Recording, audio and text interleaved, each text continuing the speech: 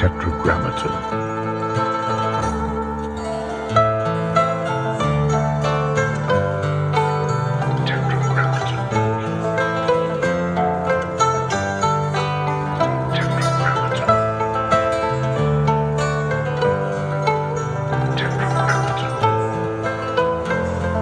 One day I was in the bookstore, or library or something else, and I see this book that says, Think and Grow Rich by Napoleon Hill.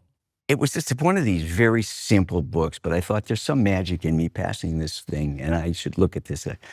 And they gave a formula. It says, think of how much money you want to make. Think of how long it's going to take you to make that money, and get started. Is basically what it was saying. So, in other words, come up with something, do something. Yeah. And at that time, I was on an assignment actually in Australia. I was sent to Australia. I was paying the rent by freelancing. We wanted to travel so badly that Patricia and I both quit the Chronicle on the same day without an idea of what we were going to do. Somehow we were going to do this. And then all this happened later. These are how the times were so different. You could be this impetuous. Things weren't this expensive. It wasn't this hard. It wasn't so stratified. It was just easier. And so I was in Australia. I went into a disposal store, which is their version of a surplus store. And that's all I ever dressed in was Army surplus. Only Navy pea coats or these jackets or whatever. I just went to the Army surplus. I never wore anything but Army surplus. I love the idea of this. Here I'm going to go into a new place with new surplus. And I walked into a disposal store and I found this like old khaki jacket. I picked it up. It was an old British Burma jacket made surplus by the UK somewhere in the late 1940s and somehow found itself into this thing. And when I got off the plane and Patricia picked me up at SFO, she saw the jacket and said, where did you get that jacket? Where did you get that? And then I wore it to work. I wore it to play. Where did you get that jacket? Where did you get that jacket? Patricia started changing the buttons, putting patches on the sleeves, leather behind the counter. I said, wait a minute. This is how much you want to make. This is how long it's going to take you to make it. This is what we're going to do. We're going to sell surplus clothes as fashion. It started as essentially Army surplus. Yeah, that's all it was. Right. That's all it was. And all I had was $1,500. We had $1,500 between the two of us, not any more, that we had saved. You could do that in those days. Yeah. And I had this fail-safe system that if I ever go below whatever it was at that point, like $1,000, I wasn't going to spend any money. Yeah. This is my part of me that says, oh, sorry, you starve now. Well, you have $1,000 in the bank and figure it out. So we were down that low. I was down to $1,500. How did you start the business? Well, I'm a reporter. I started researching it. Yeah. I started looking at this. Well, this is how Army surplus is sold. Well, in the United States, it was sold by the government in huge lots. They would just sell a huge lot and then take it off to places like Travis Air Force Base and lot number 1, lot number 2, lot number 3, used airplane propellers, excess toothpaste, shorts. You'd have to buy the whole lot and then sell it off. These were the jobbers who were the wholesale version who fed Did you the ever phone go to stores. one of those? We went there and tried to buy something. We just needed to get the jackets, and we didn't need the toothpaste or the propellers or whatever else it was. We didn't know what to do with them. We didn't have the money for them. So we had to go to the jobber, and he was in Oakland. And we realized that there were only about 6 or 7 of these guys who were really bidding these things up all across the country. They all knew each other. It was a little club. They were these Jewish guys, really who understood how to make the schmata business and everything else. They had it in their blood to make it work. So we found one of these guys in Oakland. And we went over to his warehouse and started to look around. Describe the whole warehouse for me. I'm interested in that stuff. Yeah. It was full of mold and sweaty clothes that had never been washed and greasy stuff. Was it orderly or no? They sorted it out. They did sort it out. And so over here was some shirts, old polished shirts. Was But it they had all military stuff or not all necessarily? excess military. They were buying from the military. That's where see. they were buying it. And they were buying it from all these auctions. They would go around the country and bid against each other. And then they would trade afterwards.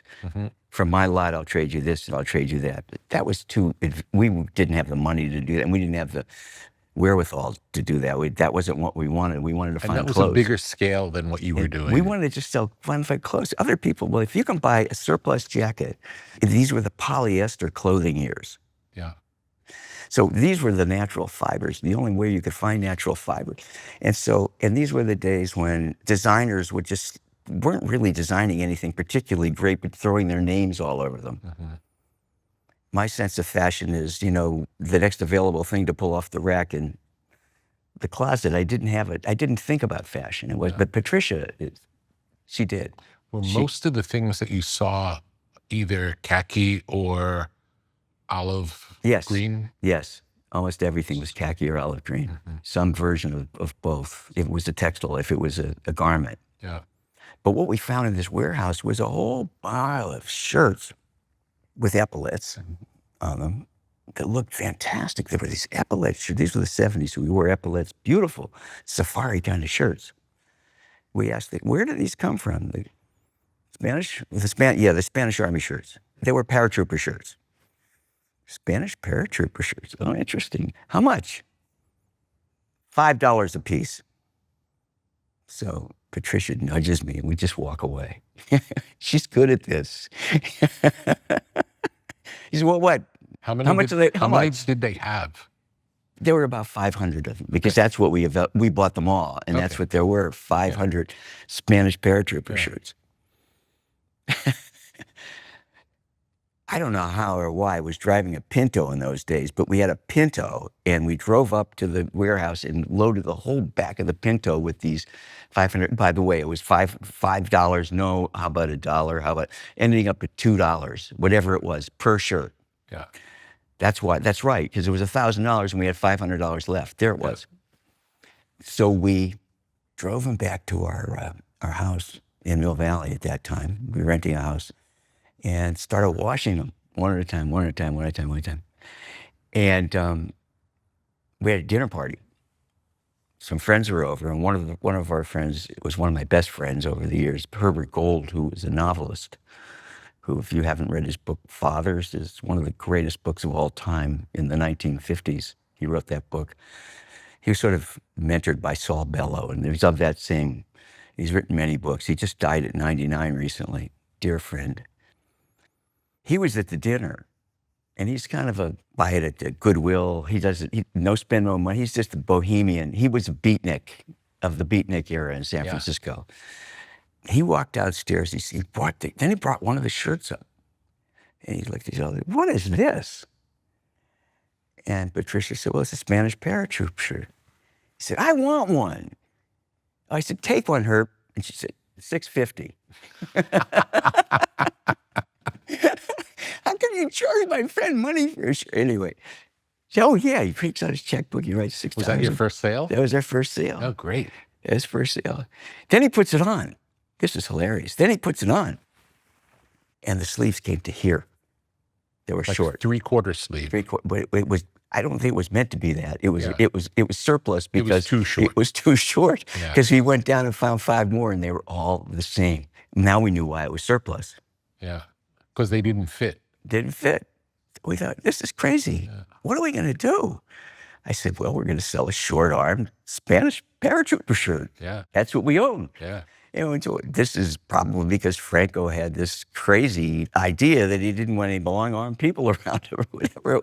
We made up some fun stuff and wrote some copy about it.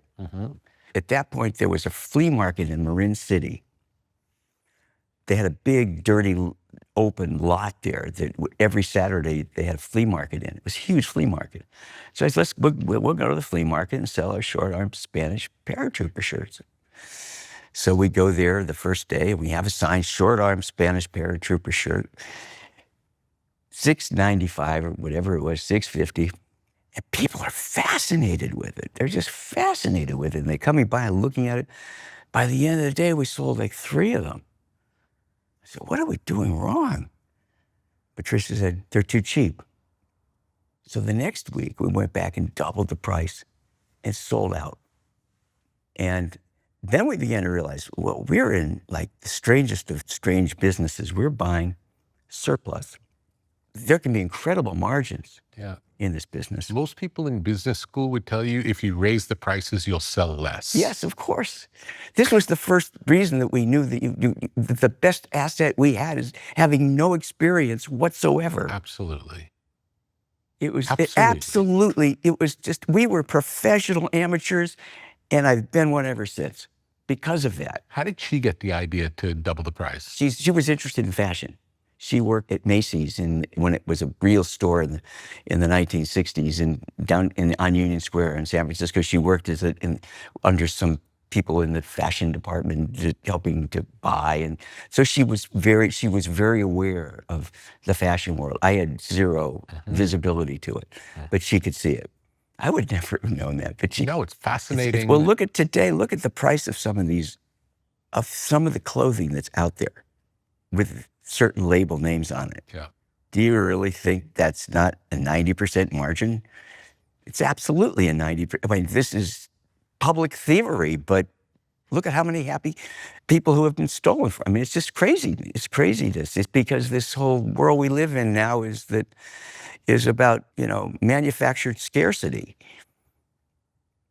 Anyway, so that became it. We got enough money to open a little store on a side street in Mill Valley, $250 a month. The only thing is we couldn't lock the door because there was an Aikido studio upstairs, and we had to let people come in for evening classes. So we had a store with all our merchandise in it. Well, we couldn't lock the door, and people had to walk in and out all night, even though we weren't there. But it was 1970s. Yeah. What did you name the first store? The name was Banana Republic. So Banana Republic, the first $250 a month store was Banana Republic. That was the beginning. That was it. And the reason I named it Banana Republic is I knew it would get noticed, because, you just didn't name stores Banana Republic in those days. That was not what you did. Yeah. And it was making a political statement on top of everything else, which I wasn't going to leave the rest of me behind to go into the fashion business. Yeah. I mean, and Patricia wasn't going to leave the rest of her behind. So we went into it as a writer and an artist. And when we look back now from where we are and look at it, in the early years before it was destroyed by the Gap, there was nothing quite like it. It was all about creativity. Just do anything. Just make it fun and make it true. Make it honest. Just no limits. If you can imagine it, you can do it. Yeah. Think and grow rich. Yeah, right. And because we were who we were drawn to other unemployable people. Yeah. Who were just amazing when you hired them. Yeah. And so the whole thing became wacky and creative, and the catalogs were just, I don't know if you ever remember them, but in the 1980s, each one of them was lovingly created. We never ran a photograph. Patricia, in the beginning, is an artist. We couldn't afford a photographer, so the first catalog, she would draw. So illustrated clothing. Illustrated. With a description. With a literary description. Yeah. I was a writer. This is what I did. So this is the only place we felt comfortable. Yeah. We didn't know anything else, but we did know how to write the copy, and we did know how to do the drawings. How much do you think the combination of the illustrations and the copy sold versus the item itself? Do you know what I'm saying? Well, it was a unique experience because some of the items were a Swedish Army gas mask bag without the gas mask. Now, would you buy that because it was written about, or would you say, I have to own one of these things? But everything had its story. There was a story for everything. And everything, it sounds like, was limited because it was genuinely limited because it was surplus. It was, when it was gone, so you would buy 500 or 1,000, and when those were gone, you didn't have that anymore. Gone. So it was always turning over that would be another reason for people to either check out the catalog or come to the shop, is because everything was going to be different next time. Absolutely. Yeah. Everything was new. And the unique things we were finding, the way we were doing, we were sort of, there was a British Army sleeping bags, but they had sheepskin liners. So we stripped the sheepskin out of them and made sheepskin vests. Yeah. Would you ever dye them or do anything to them? Later on we dyed everything. We had all kinds of colors. We dyed everything. Yeah. Not in the early years because we didn't have the money to do it. But when we had the resources to do it, we would have done all that earlier. We were working with what we had. Yeah. And there were basically the two of us doing everything in the beginning. Stapling the catalogs at the kitchen table. Yeah. Hand printing them. How many catalogs? First catalog, how many print? Well, 500. Yeah, and where would you distribute them? Well, I come from media, so I knew the only way I was going to make this thing work is to get attention. Mm-hmm. So I sent it to every city desk, to every newspaper, to every magazine, to everywhere I possibly could, hoping somebody would open it and realize, Banana Republic, look at this crazy thing, look at this copy. And it so happened it landed one day on the desk of John Gambling, WOR Radio, New York, tri-state area broadcasting. Huge listenership. Broadcasting. Patricia, one day we're desperately, it's raining, nobody's coming in the store in Mill Valley. She goes in to open the store. She picks up the phone. We were so desperate that she would try to take wrong numbers and turn them into sales. And this happened to be, hello, who am I talking to? Patricia. And who is this? John Gambling, and you're on the air, WOR, New York. Amazing. That's how it happened. Amazing. It was amazing. So she's funny and she's great and she told some wonderful stories and she described some of the crazy merchandise. And he said at the end, he said, well, how does somebody get one of these things? And because we manufactured 500 of them and they were expensive, we decided we were going to sell them for $1. We sold the catalog for $1. It wasn't literary, beautiful catalogs. So Patricia said, send $1 to Post Office Box 745, Mill Valley, California, blah, blah, blah, blah, blah. And we were right across from the post office. 4 days later, the postman walks over with 2 sacks of meal.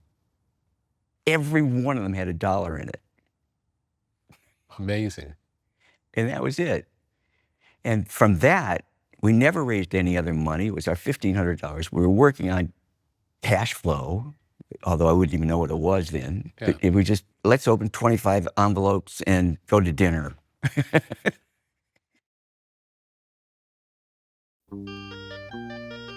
In a world of artificial highs and harsh stimulants, there is something different, something clean, something precise. Athletic nicotine. Not the primitive products found behind convenience store counters. Not the aggressive buzz that leaves you jittery, but a careful calibration of clean energy and focused clarity.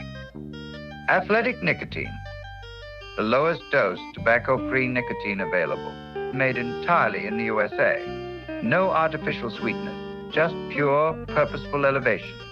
Athletic nicotine is a performance nootropic. Athletic nicotine is a tool for shifting mindsets. Athletic nicotine is a partner in pursuit of excellence. Slow release, low dose, gradual lift, sustained energy, soft landing, inspired results. Athletic nicotine, more focus, less static. Athletic nicotine, more clarity, less noise. Athletic nicotine, more accuracy, less anxiety. Athletic nicotine, from top athletes pushing their limits to artists pursuing their vision. Athletic nicotine offers the lift you've been looking for.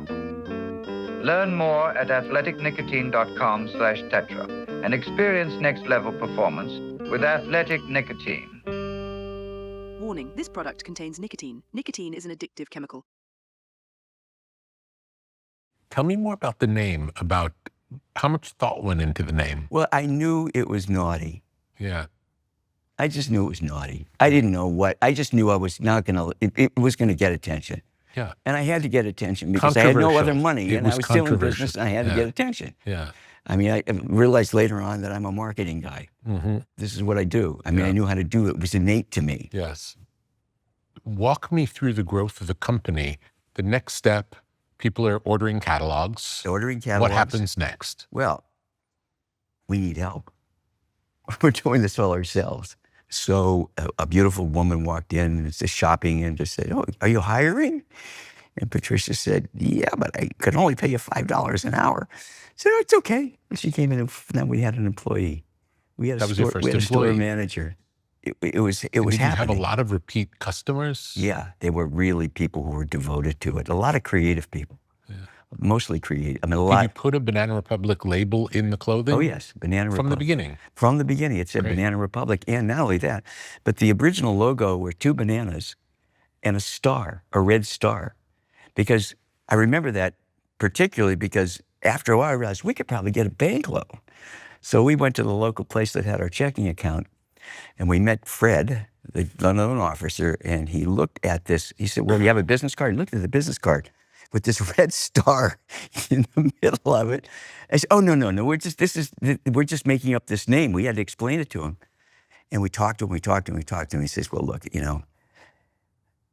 here's how you get credit. You got to have capacity, which is basically collateral. There were 3 C's. I'm forgetting what the 3rd C was. You have to have character. He said, well, you don't have those other C's, but you are sure 2 characters. He said, well, I tell you, have you thought about net 30? Asking your suppliers for net 30? I said, what's that? And that's what happened. Yeah. We financed through net 30, which then became net 60 and net 90. We always paid early. Yeah. And, years later, when we walked around, before the company really evolved into more broadly, we would show up at the surplus conventions in place in Las Vegas. And these were other people with Army Navy stores. How the hell you guys do this? Because we were just selling it as fashion. Yeah. We were just selling it as fun. Yeah. Because this is what we wore, this is what we did. We don't live in boxes. Yeah. You framed it as a different thing than Army surplus. Yes. Because there are plenty Army surplus stores, but Banana Republic wasn't an Army surplus store, even though you sold Army surplus. Yeah. So it starts with just the clothing, and then over time you would start dyeing it. What other modifications would you do? You said you would take something apart. Well, we knew we were selling a lot of khaki, so we couldn't manufacture. We didn't have enough money to really even manufacture at that point. Yeah. We were getting all the surplus we could, and we were running low on some things. So we would go and find a company that was making natural fabrics and making things in khaki. And we would say, well, could you just take that shirt and change these buttons and make a few of these for us? Or could you just do this, put our label on that pant? And that's how we sort of expanded. And that's how we began to do more. But we still didn't have the money to dye. I'll never forget the moment when we got that idea. I was in Lower Broadway in New York. I was there visiting. Patricia was back in Mill Valley at the store. And there was a store, I forget the name of it. It was a wonderful store that was on Lower Broadway, something clothing. But what they did is they took everything and they dyed it in these outrageous colors. And I walked into that store. I said, this is what we should be doing. I went out to a phone booth, and noisy, Lower Broadway, foreign stores. I called Patricia. She said, hey, what's up? I said, diet. She said, are you saying I'm fat? Are you telling me? So funny. She was joking, but she got it because we had more than What was the first thing that you manufactured yourself, or did you ever get to that stage? Well, here's what happened. The deficit began to show. I had no interest in business. I had no education in business. And Patricia, neither. We were just 2 creative people bumbling along through this whole thing. And we had some customers who just loved what we were doing. And there was a fellow by the name of Merritt Scher who lived in Marin County, who was a shopping center developer. And he came in often and he said, I want to put one of these in my shopping center. This is great. And I couldn't even imagine how I was going to do that. Nobody loaned money to, people today could not possibly understand what it was like in the 1970s. Venture capital, if anything, was for a few little companies making chips in Silicon Valley. The very idea of financing a brand or a clothing, nobody would do anything. That was just ridiculous. And then particularly one named Banana Republic. This was too dissonant. even for those times. And Merritt would come in. I said, Merritt, I can't. We don't have the capacity to do it. We don't have the money. I just can't do it. We can't even, we're not sleeping. We're filling orders at night. We're just in the store. We're trying to make this thing happen. We're writing the catalog.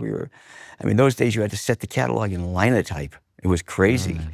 Patricia was so tired one night she was driving past, after 3 nights of no sleep, over the Golden Gate Bridge and swerved into the other lane. Wow. I mean, we were How many years in were you now? We were now 4 years in, and we were doing it for us. We could travel. But we weren't really making any money. We had 2 stores. I said, take a day off, just go walk in the mountain, just walk in the mountain. And I went and I meditated. I didn't know I was meditating, but I was actually letting my mind just go free. And I thought, the only solution here is not to close the catalog or not to close the store, but to grow. Pretty obvious, but for intelligent person, I was pretty stupid. I didn't see that. But then when I saw that, I said, okay, so she said, so I came back and I said, here's the solution. We're going to open a second store. So she said, what? We're going to get another store in San Francisco. So we did. We opened the store in San Francisco, and it was gangbusters. People loved it. It was on Polk Street between Pacific Heights and Russian Hill. And we did really well in there. And is the store still there? No, it's long gone. It's long gone. So all we wanted to do was travel. And we were bone tired. And so our friend Merritt said, well, come to my shopping center and put this in. I said, not only can I do it, but I'd sell this company tomorrow if I could. He said, well, you ought to meet Don Fisher. Well, Don Fisher is the guy who started The Gap. He started The Gap maybe 10 years earlier in San Francisco by selling Levi's and records. And The Gap was the thing from the 1960s, the generation gap. Yeah. Remember that? Yeah. And so I didn't know that's what The Gap was. It was named after don't trust anybody over 30.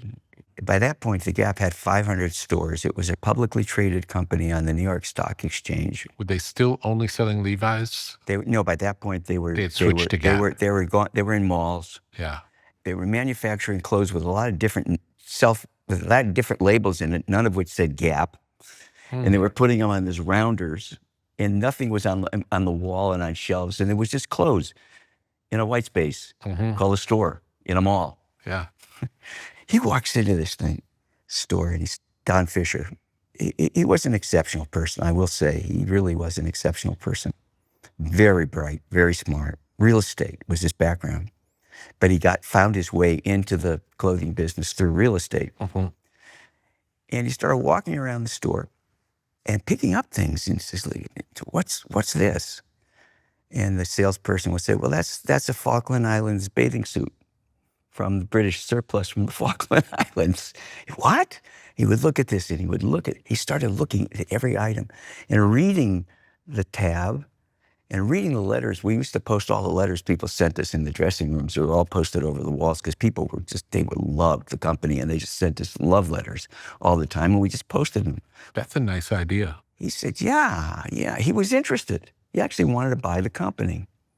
And he said, let's have lunch. Let's go around the block. There was a place to have lunch. He brought his CFO with him.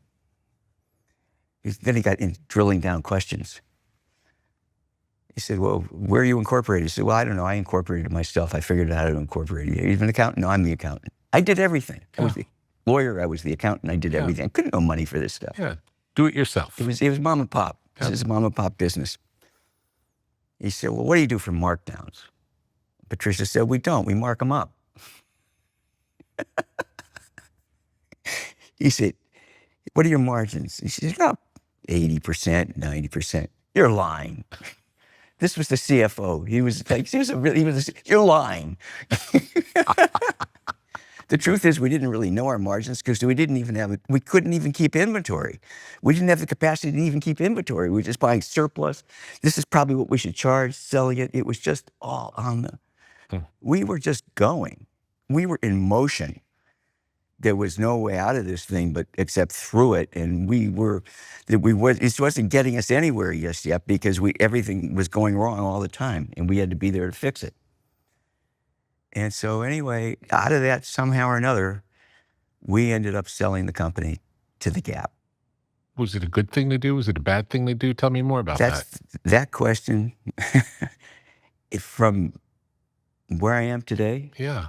it was a great thing to do because my life took the best turn ever. Mm-hmm. The best turn. It was the great thing to do from a business perspective. Mm-hmm.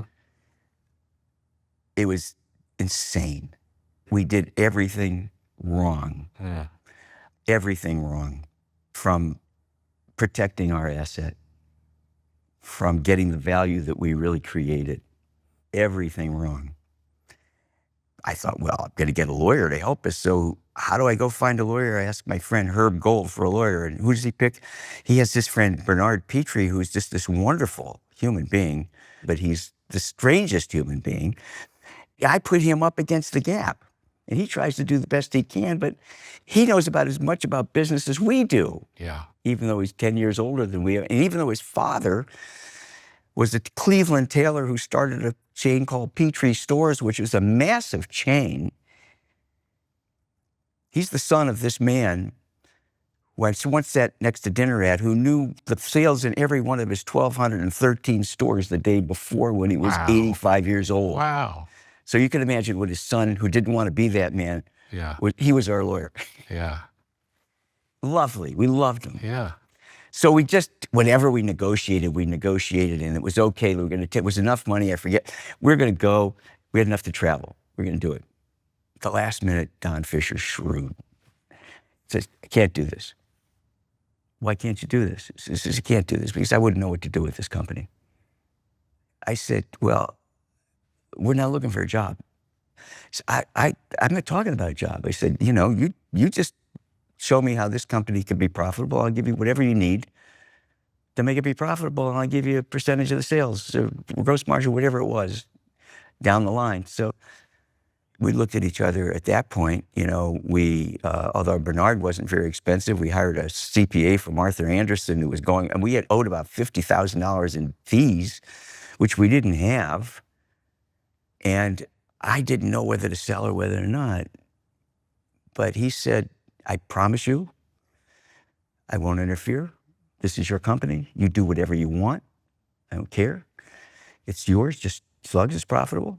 So Patricia and I talked about it. And ultimately, I was like, well, maybe. And she was, let's do it. So we did it. And then we began to with funds, we began to really start to have fun. Of course, Don would walk in and he says, well, why don't you make jeans in khaki? We said, no, Don, we don't do that. It's just, in other words, there was a test or two, and then he really did retreat. He didn't do anything except support us in every single way. And we grew the company for years doing that.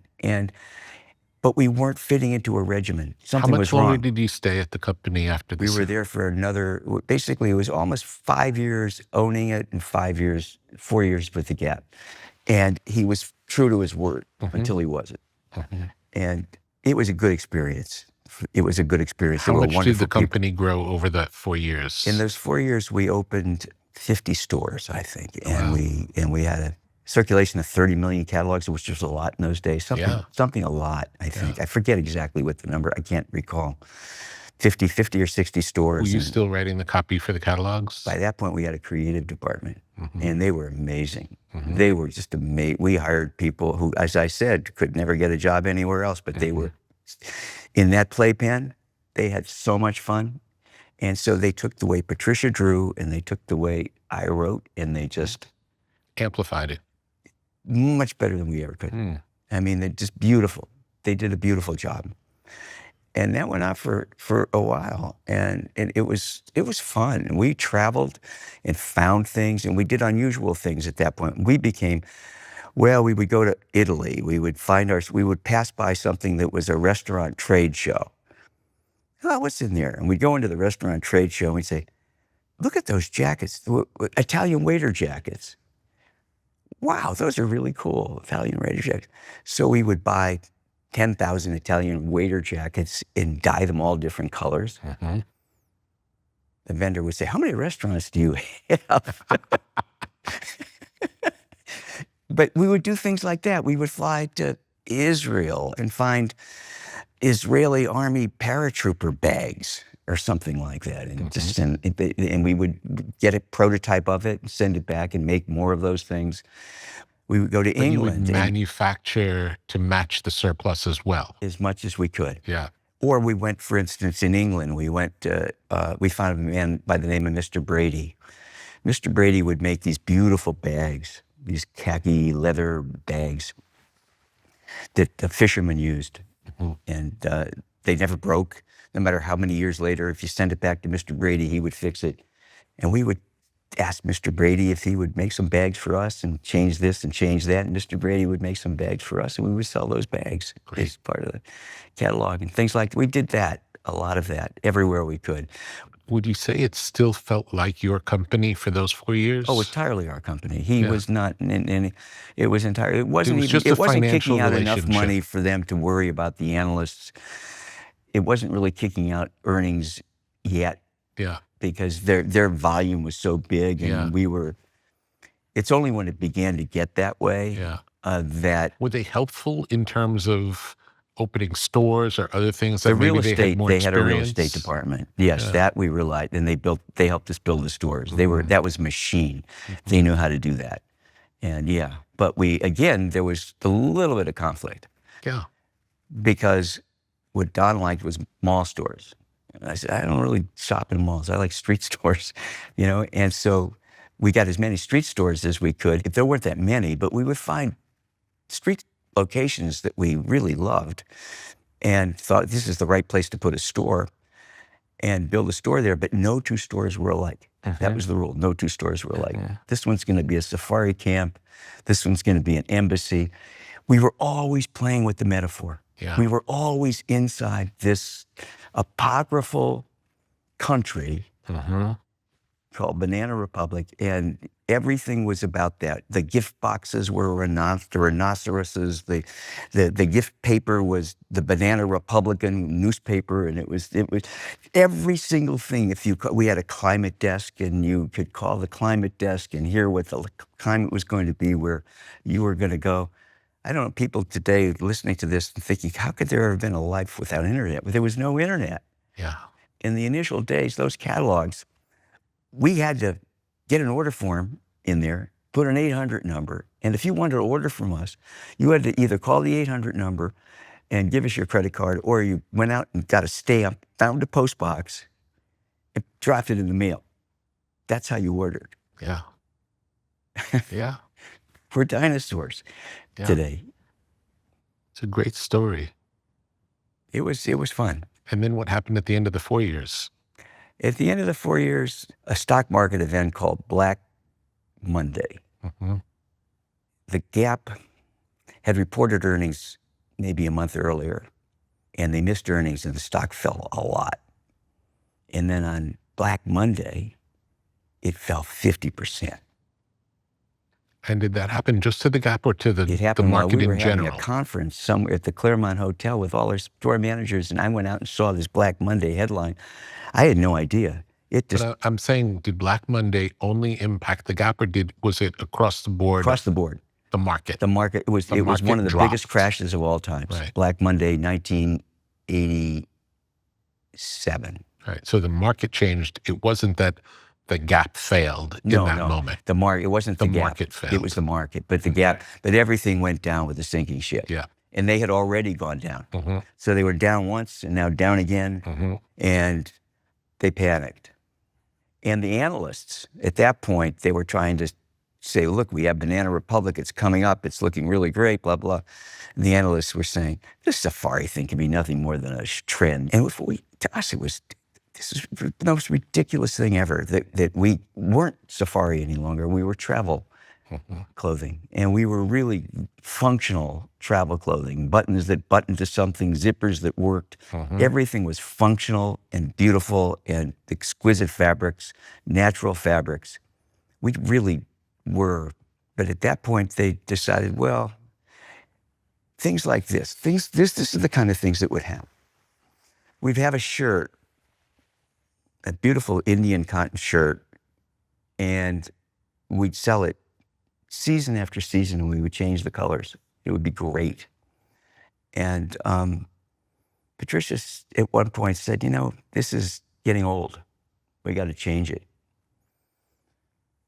Well, the data monsters at the Gap said, how do you throw out an item that is selling this kind of tonnage? You can't really, and she would have to argue.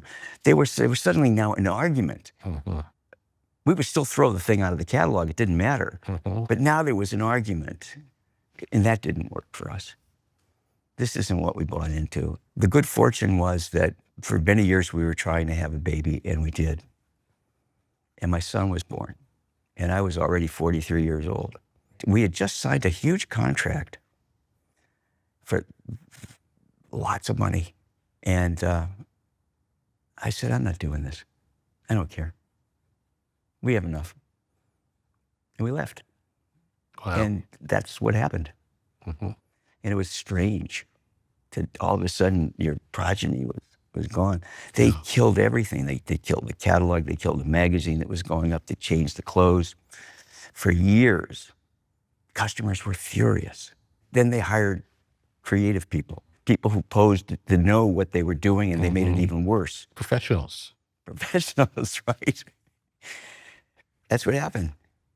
And it took them many, many years. In fact, I would say, because of the way it all happened, it wasn't classy.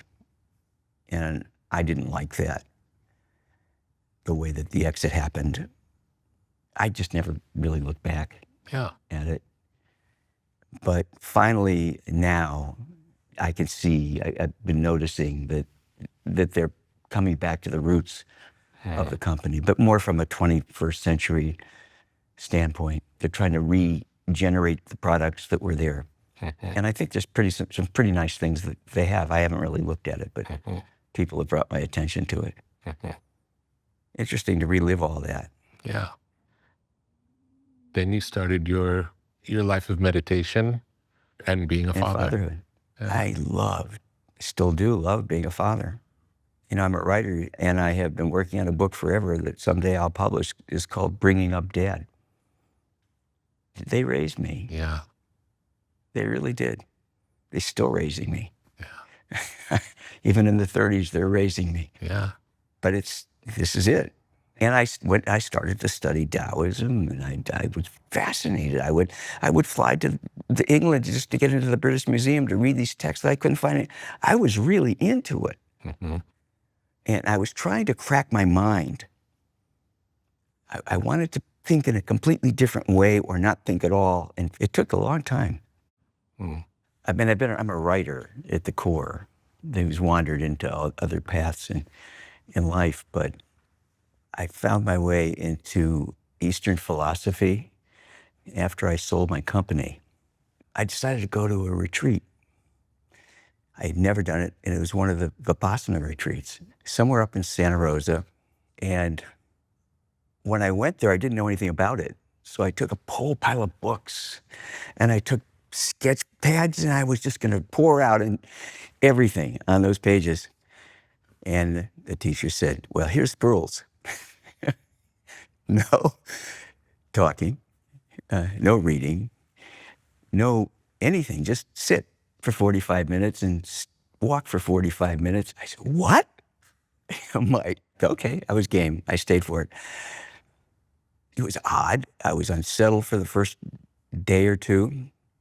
And then I got this excruciating headache, and it wouldn't go away. And I said, I'm never going to let this happen to me before. It's because there's no coffee here. I'm going to start a tea company, which is exactly what I shouldn't have been doing in a meditation retreat. So for the next several days, I was dreaming up the Republic of Tea. And then I finally fell into the meditative state.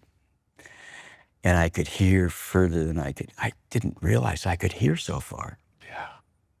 I was stunned at what I was hearing.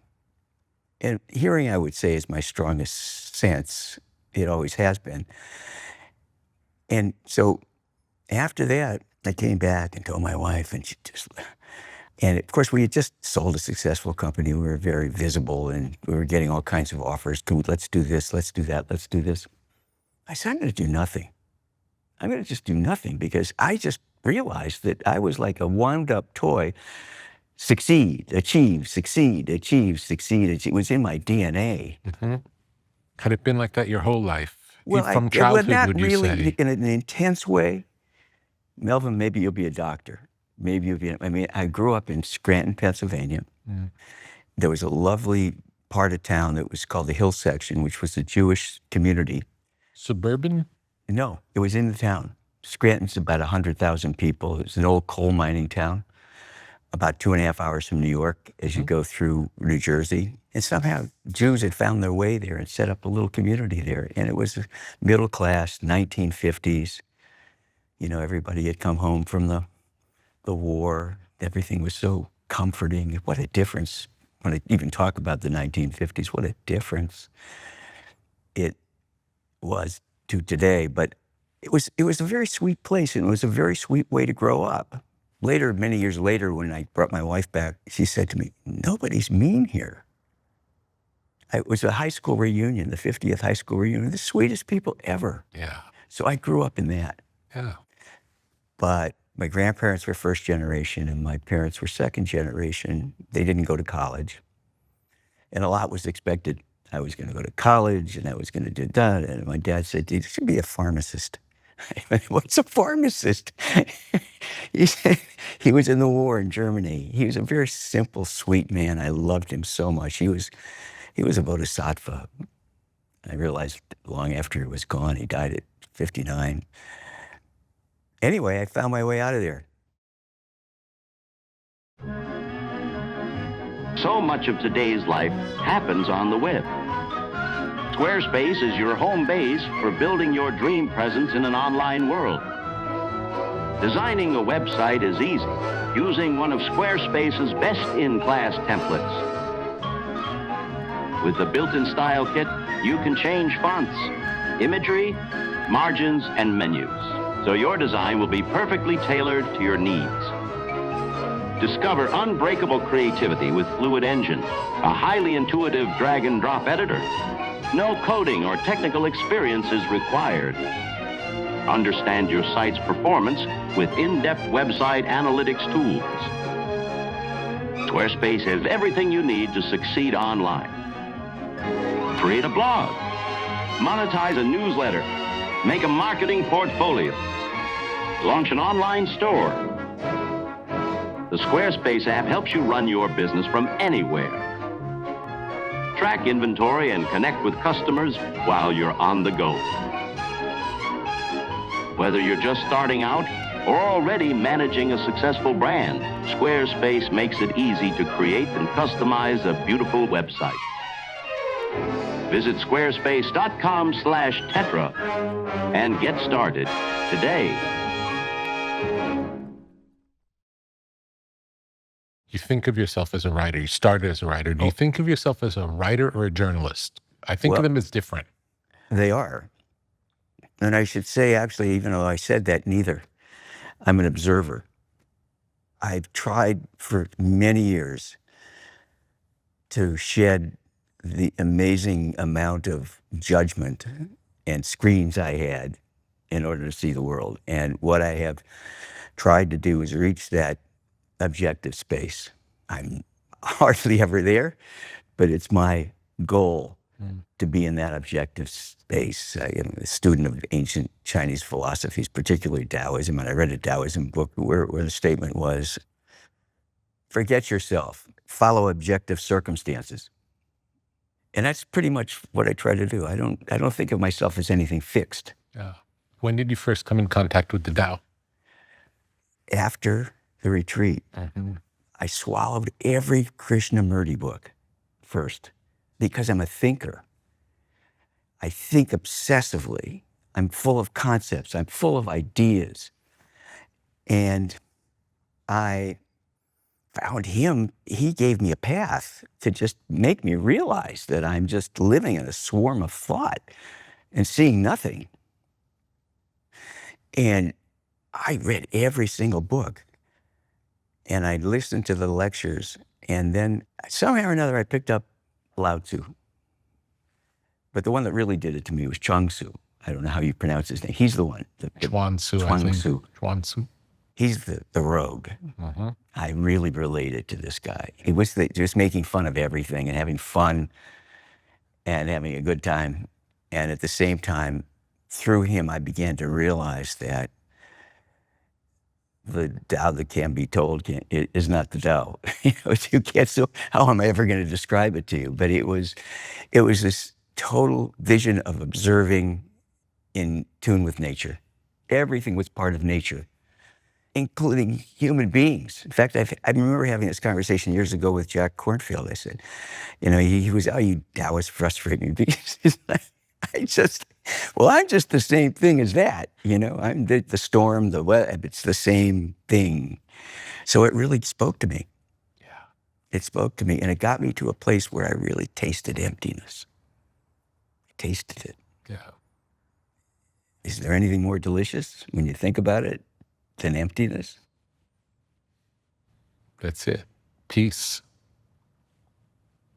I love the Tao. I love. Oh, I bet. I could see from your book that you live it, and I admire you. It's something you don't really want to talk about because it's hard to talk about. Yeah, it defies that. Yeah. Tell me about your writing days. Well, I was a journalist. The way I was going to get out of Scranton was to write my way out of Scranton. Scranton was wonderful in many ways. What it didn't introduce me to, I regret to say, was music and art, which became my passions, is particularly art, as the time went on, years later, and is currently, really. Now I paint, but I was a journalist, and I wrote for my high school magazine. And I enjoyed it. I was just writing little stories, actually, short stories at that point. But then I got a job at the Scranton Tribune writing a front page column called The Weather. That's all it was. Cloudy with a chance of rain. But I was so excited. How would you know?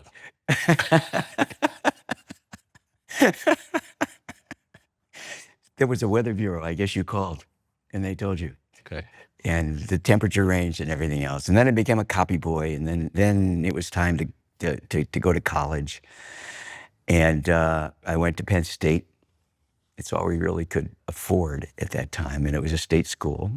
And it was a wonderful school. It was in State College, Pennsylvania. I don't know if you've ever been there, but it's beautiful, wonderful school. And did you study journalism? I studied journalism.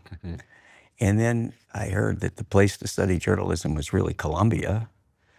And so I applied to and went to Columbia. And I happened to be there in the vintage year, 1968, when everything exploded. It's very similar to what happened this last year.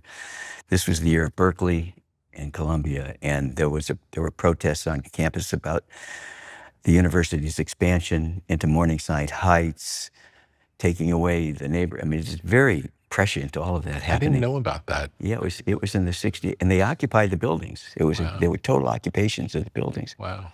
So here I was a journalist in the journalism school, and 2 buildings over was Low Library, which is where the president was. And I'm walking out one day, and the whole campus is full of protesters. I'd never seen anything like this in my entire life. And when I went to Penn State, there were hootenannies. That dates me. When I was leaving, it was protest songs. It was the beginning. Yeah. And so I got caught up in this, and yet I was a journalist. And so I saw this. The students had occupied the president's office, Grayson Kirk. They were all over the campus, but the big thing is they were occupying his office. And it was remarkable, as I remember, because the women had set up a kitchen in the office. I mean, thinking about that, the women were setting up the kitchen in the office. And the guys were, whatever they were doing. There's a ledge that goes around Low Library. It's about maybe 8-10 feet tall. And that if you get to that ledge, you can go into the office. And I wanted to go into the office as a reporter. I wanted to find a story here. And I wasn't sure whether I was a reporter or I wasn't sure who I was, or what this was all about. I was just learning about it myself. Was it exciting? It was extraordinary. It was exhilarating. I mean, they shut down the school. We never had a graduation. It was like last year. It was the precursor and probably the only time to the unfortunate protests last year, and much more justified, I would say. Anyway, so I didn't know if I was a reporter. I didn't know if I was it. And I came out, and it was time to go and graduate. And I wrote a story, and the story was published in the Miami Herald. It just interviewed me for a job. I sent them the story. They published the story and offered me a job. And I think I also wrote a story for New York Magazine at the time, which was just starting up again. It used to be earlier was the Sunday supplement of a paper called, it was a fusion paper, Herald Tribune, the one that became the International.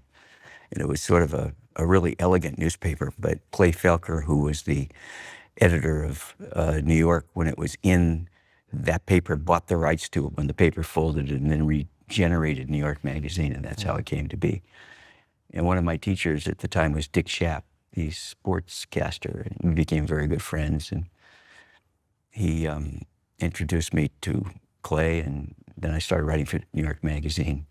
But I got very tired of New York after a couple of years, and found my way west. But I was still a journalist.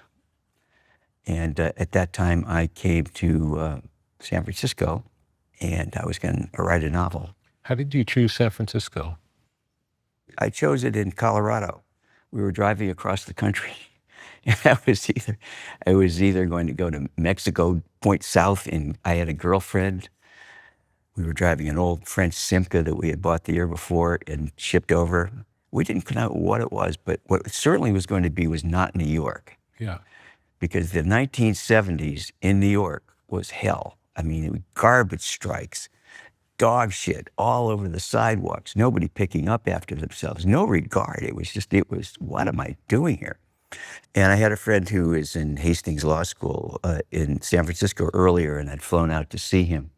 And it was a beautiful February day, and San Francisco was really enchanting after that. And I said, I sort of feel like I belong here. Mm-hmm. What year was this? This was 1972, I think, 1972. So summer love had already happened. It had already happened. What I didn't know is that 4 years earlier, my wife was happening with it. She grew up in San Francisco. Oh, great. So there's an interesting story there. But I did what I do. There were two papers at that time, San Francisco Chronicle, San Francisco Examiner. I got a job at the San Francisco Chronicle. And I had a great time.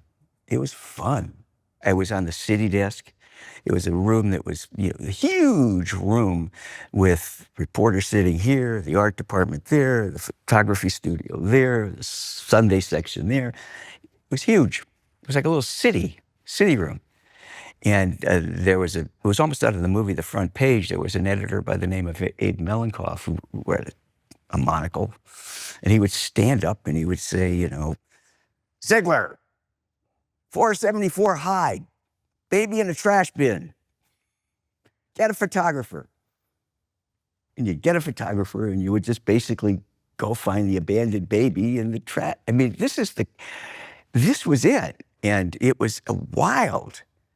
These were the years of the zebra killings. Wow. And the zebra killings were happening, and I was there on the night beat writing the story about what just happened in the streets. And at 2 o'clock in the morning, going down to catch a bus at 5th and Mission to take me to Mill Valley where I lived completely by myself. But anyway, I enjoyed that. I enjoyed working. I enjoyed being part of the city. I enjoyed learning everything.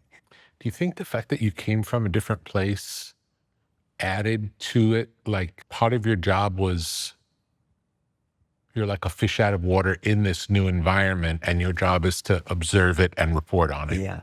Yeah. Drink it in. take it all. Yes, it was absolutely. The West Coast was totally new to me. It was a completely different mentality. One that I summarized this way: Clive Felker, who was the editor of New York Magazine at that time, later went out to teach at Berkeley. And I ran into him at a party maybe 15 years later, and he said, "Didn't you used to be Mel Ziegler?" Funny. That's New York. Yeah. And so I was very happy not to be there. Yeah. I was very happy not to be there. I was learning a whole new way of life. You could do anything. Yeah. It was free. Freedom is wealth. It's not money. It's freedom. And I felt that freedom. Yeah.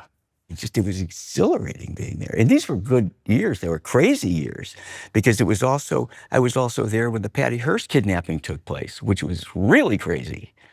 I mean, it was just crazy. I mean, Did you cover that story? Yeah, I was part of covering. Everybody covered that story. If you were on the shift and you were down there, you were in front of the Hearst mansion in Atherton, and somebody would say, "Hey, Ziegler, your tree is ringing." They'd have a phone hooked up to the tree. It was wild being in the newspaper business. It was wonderful. Yeah. I loved it. Journalism was different in those days as well.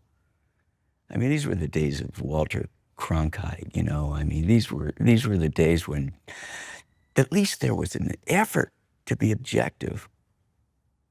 I mean, the world hadn't seen Rupert Murdoch yet. It was going to brand news and a brand point of view and create this situation where everything became contrary to everything. I mean, then it was just, here's the story. You couldn't even use the word I. A reporter said, a reporter saw, you wrote about yourself in the third person. Yeah. And so I loved it. But the It's only completely point of view changed. was what you saw. You weren't given an agenda to try to make the story mean something. Yes, or to put it through the filter. Yeah. Put it through There was no filter. There's no filter. It was just objectivity. Yeah. Your job is to be objective. What really happened? Yeah. Just give us both sides of the story. Yeah. Quote them both. Just lay it out. Yeah. And It's nice hearing both sides of the story. yes, isn't it? I love it. I mean, this is what's wrong. This would fix everything if people would just, hey, why do you feel that way? It's funny you talk about going back to Scranton and the people being nice. You'd think that the people in San Francisco would be really nice. There was a time when they were. Where they were. Do you remember those days? Yes. They were. Well, everybody was nice. I mean, my wife will tell me stories about she hitchhiked here and somebody said, "Come to dinner." And she'd stay 3 weeks with beautiful people who were working in Stanford. And it was that kind of a city. Mm-hmm. Yeah. I don't even know when it happened. But it happened. I don't know how it happened. I guess the answer is always day by day. How many years did you continue being a journalist? I was a journalist until I met my wife there. She is an illustrator. I told you about this big city room. Well, one day this very beautiful woman was walking in and turning into the art department, which was right behind the Xerox machine and all the way at the other side of the room. Somehow or another, when I saw her, I saw my other half. Wow. But I'm pretty shy. Yeah. I think that's one of the reasons I like being a reporter, is I couldn't be shy. I had to get out there and do what I did. It brought me out of that. Yeah. But I during the Christmas party, two other buddies of mine who were both reporters, we all decided to walk over and find out who this new girl was. And so the three of us walked over. Something happened in that moment where the two of them somehow disappeared, and Patricia and I got into a conversation that we're still in. Amazing. I love her now more than I've ever loved anyone. She's my wife. It's almost Amazing. 50 years. Yeah. Beautiful. Congratulations. Well, we've had our troubles. Of I mean, course. we didn't get You're here. humans. It wasn't a clear road. Yeah. I mean, we really had trouble, but we knew we were connected at the core. And so she was there, I was there, we were having a great time. I was in my late 20s. I wanted to travel, you know, I wanted to see the world.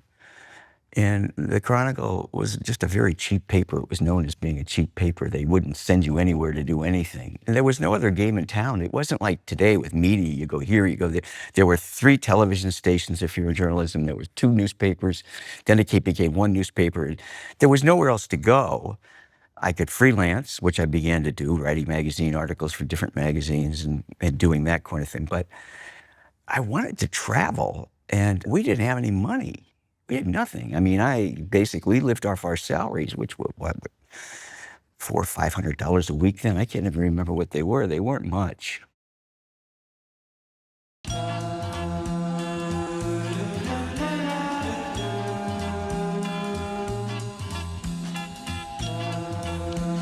LMNT, Element Electrolytes. Have you ever felt dehydrated after an intense workout or a long day in the sun? Do you want to maximize your endurance and feel your best? Add Element Electrolytes to your daily routine. Perform better and sleep deeper. Improve your cognitive function. Experience an increase in steady energy with fewer headaches and fewer muscle cramps. Element Electrolytes. Drink it in the sauna.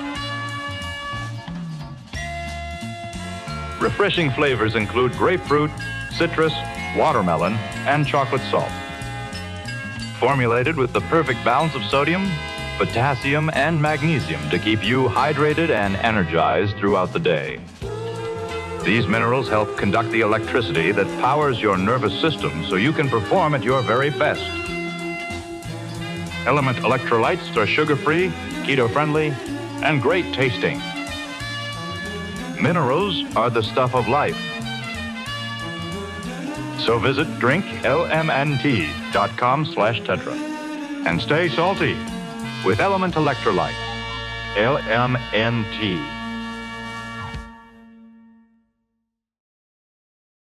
Tell me about Republic of Tea. I wanted to learn about tea. I mean, I'm that kind of person. If I want to learn about something, I just jump in. Mm-hmm. My path into tea was flavored black teas were magical for me for a while. And then I just sort of got more into the kimons, the more Chinese, deep tasting Chinese teas. But I saw a hole in the market that was sort of unbelievable. This was the early 90s. Didn't matter what restaurant you went to, if you ordered a tea, they would bring you out a Lipton's tea bag. Yeah. How could this be? Yeah. I saw that. And on the other hand, there was a hippie brand book called Celestial Seasonings from a guy named Mel Ziegler who lived in Colorado. It was beautiful. It had all these different herbal things. And other than that, there was a sprinkling in there, maybe a brand called Twinings and a few other things, but nobody was really revering tea. And so I thought, this. And historically, tea has been revered. Yes, I call it the second oldest product in the world, you know? And the nuances are fantastic, just like wine. It still hasn't come fully realized. But at that point, I didn't realize what we were doing. How did it start? We were creating a category. We weren't creating a company, because now if you go into a store, it's all there. So I went to this is a year or so after, 2 years after Banana Republic, of my doing nothing years, which was dense with study and writing and travel and things. But I went to a conference of a group called the Social Venture Network that was just starting up somewhere in New Jersey. It was the first time I really left my son, who was maybe then 2 years old. And I left the conference early and I started flying back. And a young guy there saw me at the conference, sort of chased me down and found me on the plane and started talking to me. He knew that I had started Banana Republic. And for some reason, I mentioned to him, if I were to ever start another company, it would be a tea company. And he was all over it.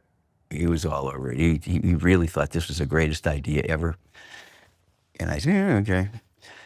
But I wasn't sure about him. I wasn't sure whether, I didn't know.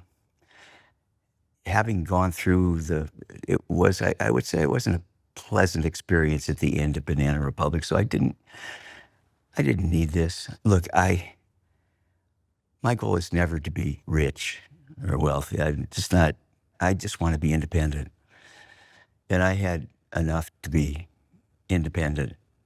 And so I wasn't really looking at this point to do anything. But he was very engaging and smart. And I just happened to say, these names just come to me. I said, if there's another company, I'm going to call it the Republic of Tea. And I'm going to be the Minister of Leaves. Was that the first time you said it? Yes. I'm going to be the Minister of Leaves, which I kind of loved because, I'm not only leaving, but I'm the Minister of Leaves. It's like, it's okay. So I did. I appointed myself Minister. He said, well, I'll be the Minister of Progress. And he really started banging together. And these were the years when there were the fax machines. So I go home the next morning and my fax machine is chattering in my study. And he's saying, the Minister of Progress, we could do this. And I would answer him. And we would go back and forth with faxes. And I had another friend who came over one day and he saw this pile of faxes. I didn't know whether I was going to start it with this guy or wasn't going to start it with this. I didn't know what I was doing.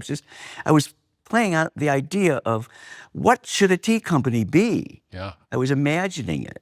Yeah. And a friend of mine came over, a friend by the name of Bruce Katz, who started Rockport. He unfortunately recently died, fell from his roof, miss him dearly. Came to my house one day and I had these things naturally came printed out. So he saw this pile of stuff. He started reading through it. He said, this is great. You should publish this. So he knew somebody who knew somebody, and there was the next thing I knew, I had an editor from Doubleday who was visiting, and she read it and she wanted to publish it. So she published the complete exchange of how to start a business, Republic of Tea, letters to a young entrepreneur or something. I forget what the subtitle was. It was changed along the way. And I just didn't want to tear myself away from my son. You sound like someone who, when you dive in, you are all consumed. Yeah. So you're wary of becoming all consumed again. That's exactly right. I understand. But I waited for my Minister of Progress to sort of see what he was going to do and make it happen. He was not quite making it happen until they gave us a book advance.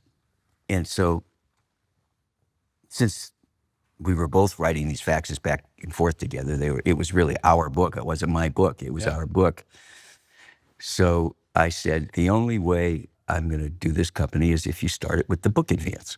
I thought that would be great. Just take the book advance and start the company. And he did. He basically started the company with the book advance and a little help from another friend of ours. And we were able to build that up a couple of years. And again, I was operating, but it wasn't the same. And I didn't want to operate. Mm-hmm. So we ended up selling it a couple of years later to a lovely family. Tell me about the years of doing it. What was the process? The process was creating different brands of tea and working with the herbs or working with the dark teas and creating flavored teas, and then somehow creating a way of packaging that was going to be different. It had to be different because it couldn't be just another tea company. So we came up with the idea that, and nobody had ever done this before, that tea bags were square.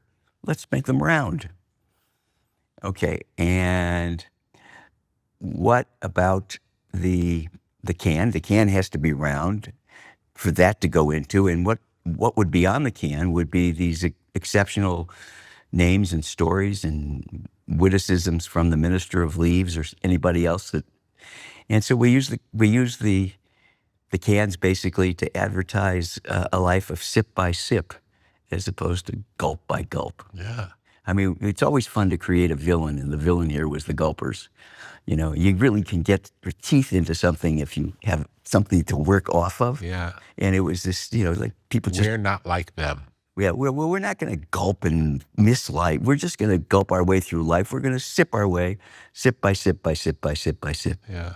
And so we created just really lovely teas and learned a lot and tried to make them more. Earl Grey was Earl Greyer, for instance. I mean, that was the name of that tea. I forget a lot of the other names, but I think we probably should have opened stores, but we I had was another going to partner. ask if you ever considered, We wanted to. and if you would have opened shops, would it have been a store to buy the tea, or would it have been more like the Starbucks of tea? It would have been the Starbucks of tea. Yeah. Still In no fact, one's done it. Howard Schultz found us early on, and he had already thrown tea out of the Starbucks in those years and was trying to find a way back in. And there was a time when I thought he might buy the company. We flew up to see him, and one of my partners is a good talker, but not a great listener. And it just, at that point, my dear friend at that point there were some sparks that were wrong between Howard and him, and it never really worked. And I decided, let's sell this thing to somebody who can really make something out of it. And there was this fella in St. Louis by the name of Ron Rubin, and he was in the beverage business. His family was in the beverage business, bottled beverage business, and he read the book. And he flew out to meet us, and he said, I'd love to buy this company. And I just really liked him. And to this day, they run that company from the book. He'll say on page 276. And we were just wild ideas that we Yeah. threw out. It's a beautiful And story. I've his never son- heard a story like that before. Really? No, where the idea phase is documented and ending up becoming exposed in advance of the actual product. There was no Republic of Tea. Right. We always hear the story after. We've never heard the wild ideas of what this thing could be in print and then have that thing actually come into existence. That's a very unusual Oh, story. interesting. Yeah. It was fully imagined. Of course, 25, 30 years later, it's still evolving, but Yeah. the core of it, Yeah. the culture of the it, philosophy culture of it was in the book. it was there. Yeah. I mean, if the Gap had done this with Banana Republic, they would have a wildly successful company. If they had Yes. just done this, Yes. they didn't have the courage to do this. Yes. But if they did this, it was so classic. I mean, we owned khaki, but we weren't all about khaki, but we No. owned khaki, and we owned the practicality and functional clothing that stood apart from all the design. The opposite experience happened Yeah. with the Republic of Tea. And there's good evidence. Now, it's not, Republic of Tea is not amalgamated, gigantic like the Gap, but, when is enough enough? Yeah. In this world, I don't think people ask that question enough. Tell me more about your spiritual life. I paint. I can't start a painting until I accept and enter the emptiness, the blank canvas, the silence. And when I do that, then I'm always excited to start. And something draws me to a color, something draws me to a brush, something draws me to a stroke, and everything, once it starts, becomes resolution. It's all just resolving. You're reacting to something that you see? I'm responding to the materials. I'm responding to the choices that I made earlier. I'm always in response. I'm not really generating. I'm responding and I'm listening. To me, that's what empties me out. And in the end, sometimes when I finish a work, I look at it. It's abstract work, very colorful, because there's so much vividness in what happens. I see something that's familiar. It's some kind of a structure that existed, and it came out and it showed itself to me. Yeah. I didn't do that. It showed itself to me. Yeah. That's so energizing. Love to paint. Love to paint. And my son is a painter. My wife is a painter. My daughter is a fashion designer. When they were kids, we bought the house across the driveway from us that was being sold by a Marin County judge, a very sweet man, and it became our art house. So we would go over there just to create art Fantastic. together. It Family was studio. so great. Beautiful. It was so beautiful. I mean, we'd have these art, we'd sitting there, and each one of us would be doing our own thing. And I was playing like they was learning like they were learning. And I've been doing it ever since. And in the last several years, it's really kind of matured. Mm-hmm. But I didn't try to make a career out of it. Yeah. How do you know when a painting is done? And do you know for sure when it's done? It's never done. I've gone back and repainted paintings I've done. They're framed. I tear them out of the frames and do them all over again. It's like, yeah, it's never done. Because that painting was in that time, in that place, but sometimes I like the fact it's like a photograph. Yeah. It is done. I can accept it. I could change it. And the ones that I'm most proud of are the ones I just leave alone. Mm-hmm. I'm going to leave them alone. But I could change them. And some of the best work I've done is basically repainting, not just painting. And I try to always find out if I'm following some kind of rule I didn't know existed. Mm-hmm. You wrote about that in your book. I was fascinated about that. I'm always looking Yeah. for that. Yeah. And because I am a self-taught painter, I watch my wife, she's very respectful. She knows I'm an autodidact, and I don't want noise. I want to discover. And my son, who's prolific and he's fast, and you turn on the faucet and something comes out and he never makes a mistake. Because there are no mistakes. He just keeps going, and somehow then he resolves and it's over. So every once in a while I get a tip from one of them or the other. But my wife years ago gave me one tip to start with. The first tip when I painted, she said, don't use black. Don't use black. So for years, I would not use black. I would do everything I could. And one day I discovered, hey, I don't have to follow this rule anymore. Yeah. But I learned so much Yeah. by not using black. Yes. Are you precious about the first stroke? It's a commitment. And I can't think about it. If I think about it, I won't do it right. You look at my paintings. No, you were thinking there, Mel. I don't want you to look at my paintings and think that I was thinking. Yeah. This is my way of not thinking. And I'm a great fan of not thinking. I think Would you say you've lived most of your life in your head? I do. That, yeah. And I realize it's just noise that tunes out everything. So, I mean, the joy of growing older is really accepting how little I know and enjoying it. I mean, I know how to do a thing or not, but know in the big sense, I'm constantly surprised. I could never explain. And I was a great explainer. But I basically trapped myself. Yeah. And I'm an appreciator of things that are really finely done. I love things that are beautiful and well done or well thought or authentic. Yeah. And come from the same place. You can see when somebody, it doesn't matter what they're creating. It doesn't matter. What matters is where it's coming from. You can see the source in almost every work. Mm-hmm. And often it's a thought. You can go flick through the television show and it's one thing after another. It's one concept after another. You can listen to music. It's one concept after another. Here we go. But when you hit the one that's not, that's life. That's what we're here for. Tell me something you believe now that you didn't believe when you were young.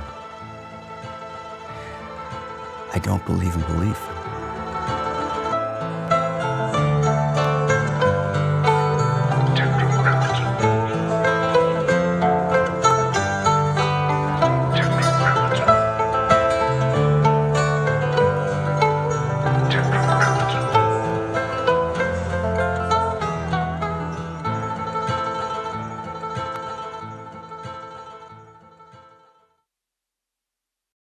Tetragrammaton is a podcast. Tetragrammaton is a website. Tetragrammaton is a whole world of knowledge.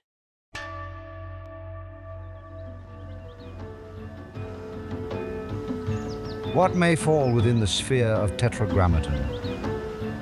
Counterculture, tetragrammaton. Sacred geometry, tetragrammaton. The avant-garde, tetragrammaton. Generative art, tetragrammaton. The tarot, tetragrammaton. Out-of-print music, tetragrammaton. Biodynamics, tetragrammaton. Graphic design, tetragrammaton. Mythology and magic, tetragrammaton. Obscure film, tetragrammaton. Beach culture, tetragrammaton. Esoteric lectures, tetragrammaton. Off-the-grid living, tetragrammaton. Alt spirituality, tetragrammaton. The canon of fine objects, tetragrammaton. Muscle cars, tetragrammaton. Ancient wisdom for a new age. Upon entering, experience the artwork of the day. Take a breath and see where you are drawn. tetragrammatin.com